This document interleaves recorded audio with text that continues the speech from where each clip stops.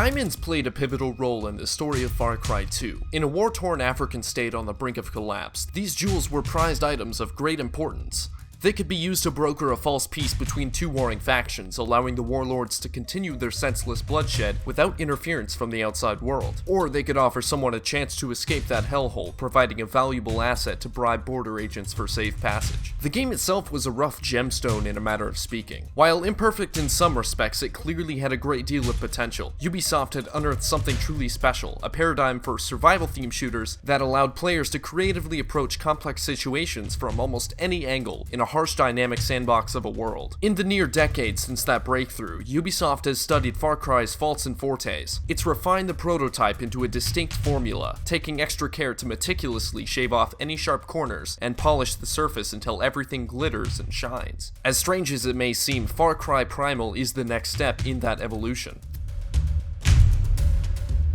Though traveling back in time to the Stone Age may seem like a bold new move for the franchise, in actuality it's perfectly in line with where the series has been heading, both for better and for the worse. Far Cry Primal takes place in Oros, a fictional valley set in Eastern Europe's Carpathian mountain range over 12,000 years ago. It's the tail end of the last ice age, and the retreating glaciers are giving rise to fertile new ground teeming with wildlife. But it isn't just mammoths, giant elk, and woolly rhinoceri that have been attracted to the area. 3 distinct tribes of prehistoric humans have also laid claim to the land, and will have to struggle not only against packs of dire wolves and massive cave bears in order to survive, but one another. The protagonist, Takar, belongs to a group of hunter-gatherers known as the Wenja. By the time we meet these people, they've been scattered to the wind and are being stamped out of existence by the Udam, a horde of inbred criminals that resemble Neanderthals, and Izila, a more advanced civilization of Mesopotamian origin that has begun to farm in the region. The story to match the primordial world is more tenuous than previous entries in the series. It's all about survival, daily resource collection, and surmounting anything that gets in the way. At times, the sparse narrative seemed like a weakness. There often isn't a clear next step to move things forward. Instead, players will have to collect rocks, plants, and animal hide to fortify Wenja village, rather than run off on a crusade to eliminate the neighboring clans. On the other side of the coin, this allows the hunting and gathering mechanics that were first introduced in Far Cry 3 to become a truly meaningful and more natural part of the experience.